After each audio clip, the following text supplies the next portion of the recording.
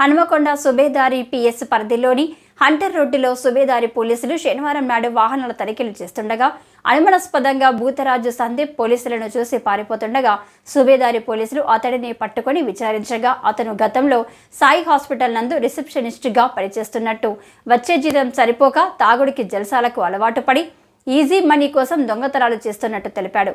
నగరంలో రాత్రి వేళ తాళం వేసిన షాపులు పగలగొట్టి 5 దొంగతనాలు చేసినట్లు చెప్పాడు. నగరంలో రాత్రివేళ తాళం వేసిన షాపులు పగలగొట్టి 5 దొంగతనాలు చేసినట్లు చెప్పాడు. 4,50,000 నగదును తాళం వేసిన షాపులు పగలగొట్టి దొంగతనం చేసినట్లు హైదరాబాద్ హనుమకొండల నగరంలోని కలిపి 3 బైకులు 3 సెల్ ఫోన్లు దొంగిలించాడు.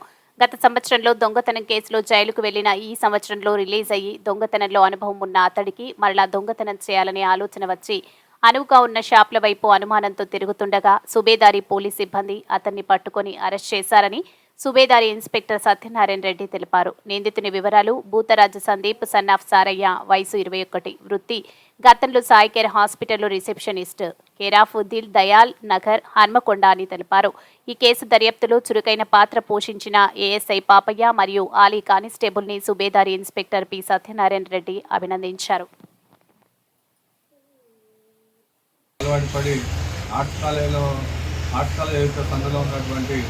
మెకానిక్ షాపులు మరియు అదేవిధంగా తర్వాత మన మిల్స్ కాలనీ మరియు కేయూసి అదేవిధంగా లాస్ట్ రాజీపేటలో కూడా చేయడం జరిగింది.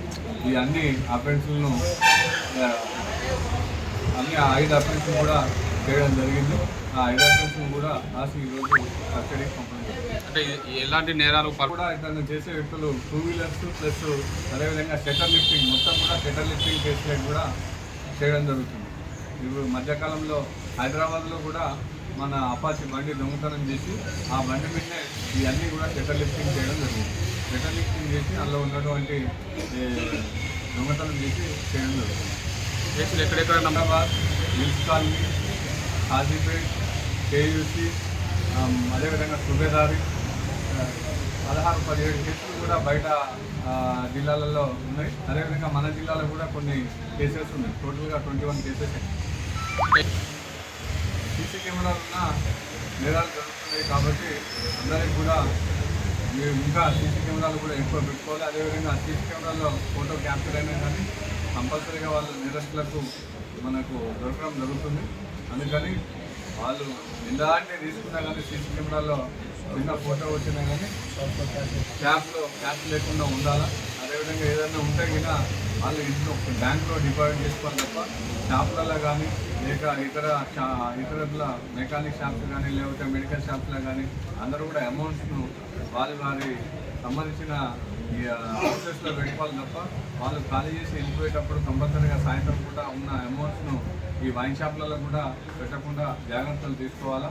ఎందుకంటే రాత్రి వేళల్లో ఉన్నటువంటి ఇలాంటి షట్టర్ లిఫ్టింగ్ చేసి దొంగతనాలు జరుగుతున్నాయి కాబట్టి వాళ్ళందరికీ మ్యాక్సిమం మీరు ముఖ్యంగా వాళ్ళ ప్రొటెక్షన్ వాళ్ళు చూసుకుంటూ వాళ్ళ దగ్గర ఉన్నటువంటి అమౌంట్స్ కూడా వారితోనే తీసుకెళ్లాలని ప్రజలకు నా విజ్ఞప్తి.